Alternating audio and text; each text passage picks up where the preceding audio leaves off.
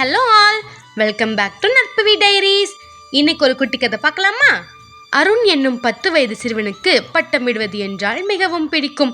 அவனது நண்பர்களோடு தெருவில் பட்டம் விட்டு கொண்டிருக்கும் பொழுது அவன் ஊரில் பட்டம் விடும் திருவிழா நடைபெறுவதை அவன் அறிந்து கொண்டான்.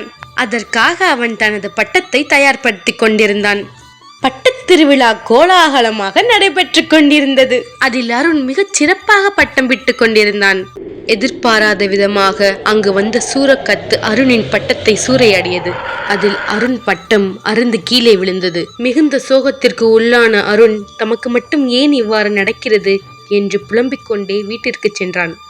அருணின் வாடிய முகத்தை கண்ட தாயார், முயன்று கொண்டே இரு, உன் முயற்சிக்கான பலன் நிச்சயம் கிடைக்கும் என்று தன்னம்பிக்கை ஊட்டினார்.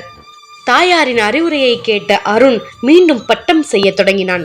அடுத்து பட்டத் திருவிழாவில் கலந்து கொண்ட அருண் அவனது பட்டத்தை வானத்தை நோக்கி உயரமாக பறக்க விட்டான். அதில் முதல் பரிசு பெற்று எல்லோராலும் பாராட்டப்பட்டான். இதிலிருந்து நமக்கு என்ன தெரிகிறது என்றால், வீழ்வது தவறில்லை, வீழ்ந்த இடத்திலே கிடப்பதுதான் தவறு. முயற்சி திருவினையாக்கும். முயற்சித்துக் கொண்டே இருப்போம்.